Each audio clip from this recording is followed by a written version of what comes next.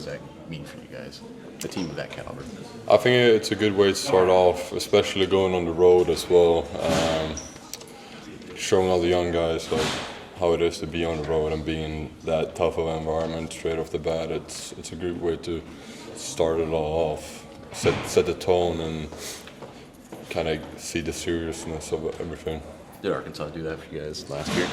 I think so. Yeah, it helped us get ready and kind of prepare and know how hostile and how hard each day on the road can be.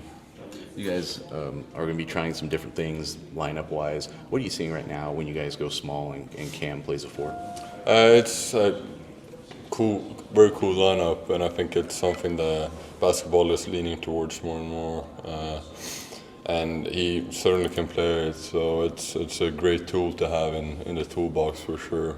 Why does he work so well there, I guess, in conjunction with, Trey at the 5? I'd say he's obviously a very physical dude, athletic, very, very athletic, hardworking, which is needed when you're an undersized 4.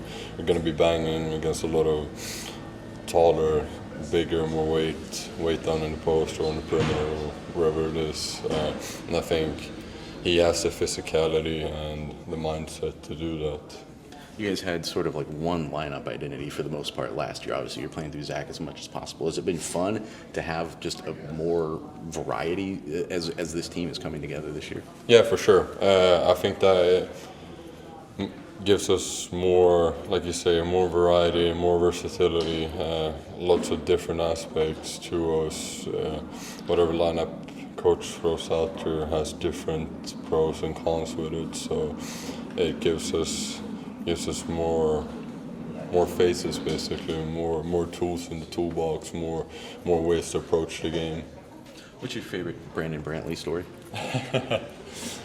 Every day, every single day in practice, he always hits the crap out of us, and it's always something. And he's got to take a break real fast because whatever he comes up with that day, but.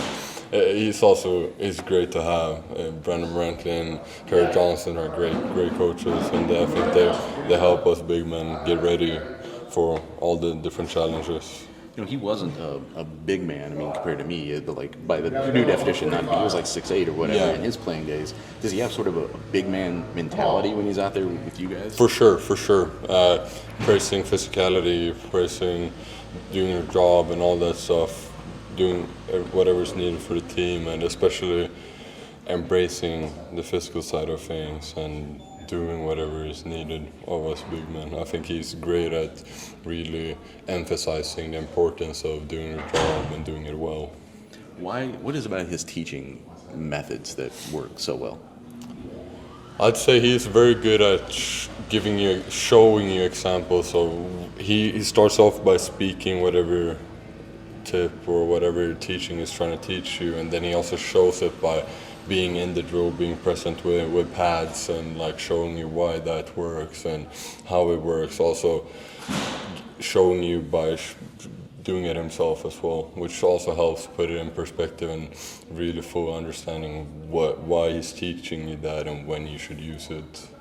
Why was he a big factor in why you ended up coming here? Did you guys have a connection before you got here? I don't know how much he was directly involved in that. So the guy that mainly recruited me was Paul Lusk. I came in touch with him later in the recruiting process, but the whole coaching staff was almost the number one reason why I came here, because I feel like every single coach on the staff is somebody that you can trust and that you really, really can use their knowledge to improve your own game, but also to like ask questions and get answers that make sense. They're not saying stuff just to say it. There's actually reasoning behind it, and yeah. I want to ask you one question about what I was asking about before. When you guys have done the small ball lineups in practices and scrimmages against a bigger lineup, have you guys done that, and why is it work? What ways is it working well? Well, it makes it difficult because then you're having a bigger forward guarding Cam that moves really well, so it opens up a lot of different play calls. and the speed that they bring with that lineup, switching and defensive coverages become interesting too.